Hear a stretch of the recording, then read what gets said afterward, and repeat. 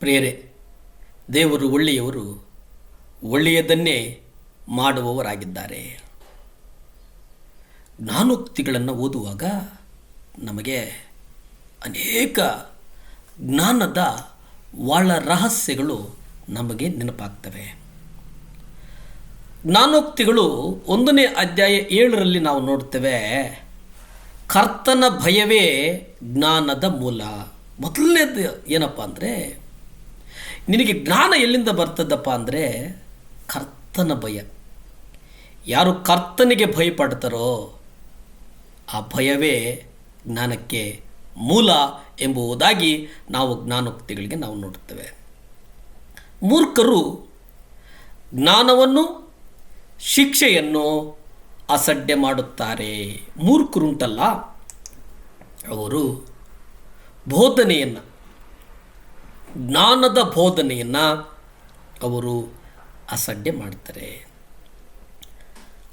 ತಿಳುವಳಿಕೆಯ ಮೂಲ ಆ ಜ್ಞಾನ ಅನ್ನುವಂಥದ್ದು ನಮಗೆ ತಿಳುವಳಿಕೆಯ ಮೂಲವಾಗಿದೆ ಎಂಬುದನ್ನು ನಾವು ಅರಿಯದೆ ಹೋಗ್ತೇವೆ. ಮೊದಲನೆಯ ಜ್ಞಾನೋಕ್ತಿಯಲ್ಲೇ ಕರ್ತನ ಕುರಿತು ಬರೆದದ್ದನ್ನು ನಾವು ನೋಡುತ್ತೇವೆ. ಜ್ಞಾನೋಕ್ತಿಗಳು, ಜ್ಞಾನ ಅನ್ನುವಂಥದ್ದು ಒಂದು ಅಸ್ಥಿವಾರ ಎಂಬುದಾಗಿ ನಾವು ನೆನೆಸಬೇಕಾಗ್ತದೆ. ಜ್ಞಾನೋಕ್ತಿಗಳು 9ನೇ ಅಧ್ಯಾಯ 10ರಲ್ಲಿ ನಾವು ನೋಡುತ್ತೇವೆ.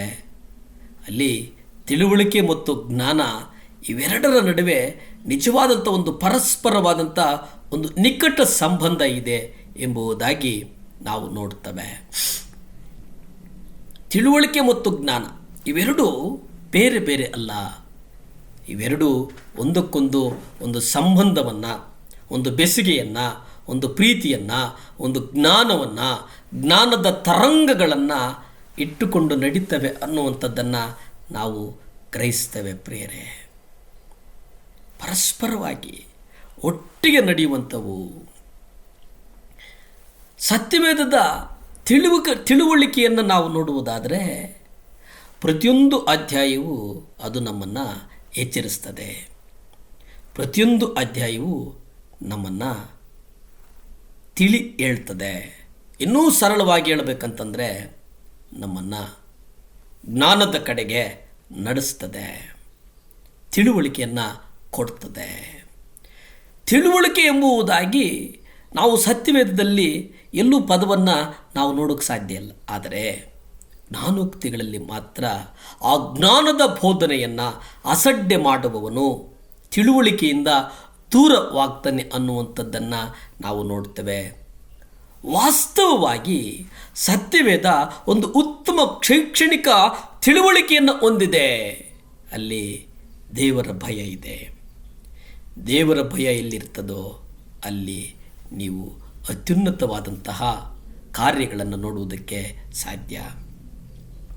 ಸತ್ಯವೇದದಲ್ಲಿ ಆ ಜ್ಞಾನೋಕ್ತಿಗಳು, ಆ ಪುಸ್ತಕ ಏನಿದೆ, ಆ ಪುಸ್ತಕದಲ್ಲಿ ಎಲ್ಲದಕ್ಕಿಂತ ಮೊದಲು ದೇವರ ಭಯ, ದೇವರ ಭಯವನ್ನು ಒತ್ತಿ ಹೇಳುವಂಥದ್ದು ಅದು ಗಮನಾರ್ಹವಾದಂಥ ಒಂದು ವಿಷಯವಾಗಿದೆ. ಪ್ರಿಯರೇ, ಗಮನಾರ್ಹವಾದಂಥದ್ದು, ಗಮನಿಸಬೇಕಾದಂಥದ್ದು.